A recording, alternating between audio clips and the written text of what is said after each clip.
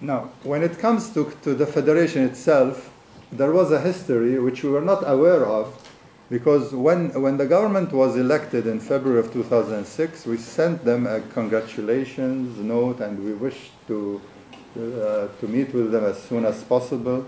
We have never received an answer to that letter so far.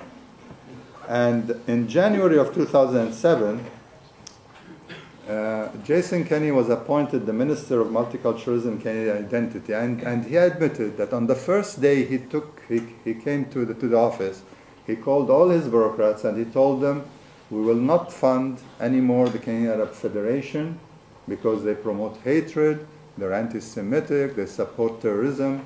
And the reason he said that is because during the July assault by Israel on Lebanon, the barbaric assault on Lebanon, we criticized Harper when he said that Israel's response was a measured response. So from that day on, I think we were in their sight, and we didn't know that. But Kenya admitted it in January of 2007. In March of 2007, our executive director was attending a conference on Islamophobia in Bucharest, Romania, which was hosted by the Organization of Security and Cooperation of Europe. And Jason Kenney was present there as the Minister of Multiculturalism, and he talked about, we have no problems in Canada, the only problems we have in Canada is anti-Semitism. So in the afternoon, our executive director appeared, and he said, I'm surprised and shocked to hear our minister denying the problems that Arabs and Muslims face in Canada, and also ignoring the mistreatment of the indigenous people of Canada. This news came to his attention, so the following day he came on the podium and he attacked the Canadian Federation, saying this is a racist organization, it had no right to criticize me. So this is how these things were developing. And in March of 2008, after Canada was the first country to withdraw from Durban II, a group of NGOs decided to meet with Kenney to convince him to change his mind. And CAF was one of the organizations. His office said, we will meet with the delegation, but no representative from CAF should be part of the delegation. And he said, because it's a racist organization. And the group asked him in writing to explain and prove why he's making these allegations, but they never replied. And the meeting never took place anyhow. And finally, because of what happened in Gaza and the rallies which took place, and there were some flags of Hezbollah by some individuals, Kenney attacked those demonstrations, saying these are supporting terrorist groups. And in February, at an international conference of anti-Semitism in London, England, he said, we are going to cut funding to the Canadian Arab Federation because this is a group that promotes terrorism, promotes hatred, supports terrorism, and is anti-Semitic.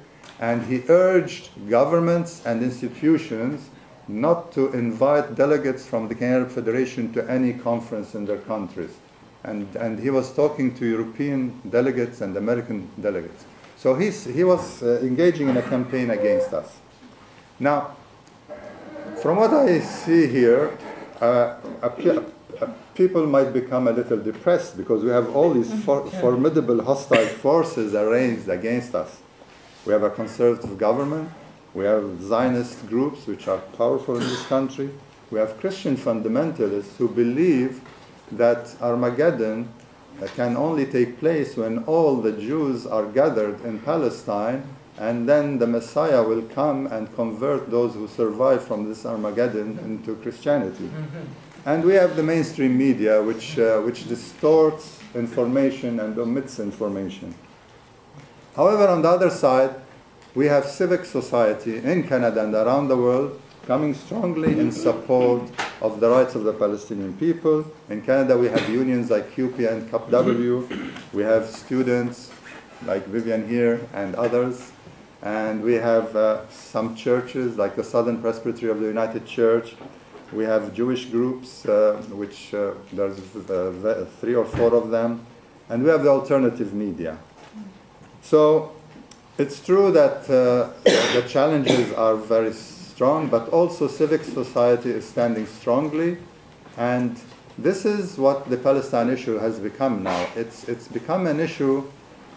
It's not an issue of a nationality. It's really a spirit of humanity for justice and equality, and for the right of people to return to their homeland.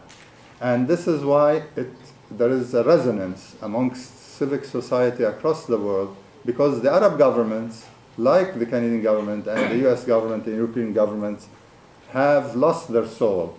And it is up to us now as civil society to stand up against these apparently powerful forces, but they are weak. The events in Tunisia has proven that when people stand up and are willing to stand up for against injustice and corruption, and calling for equality and justice, that in the end they can get rid of anybody who is powerful. Thank you very much.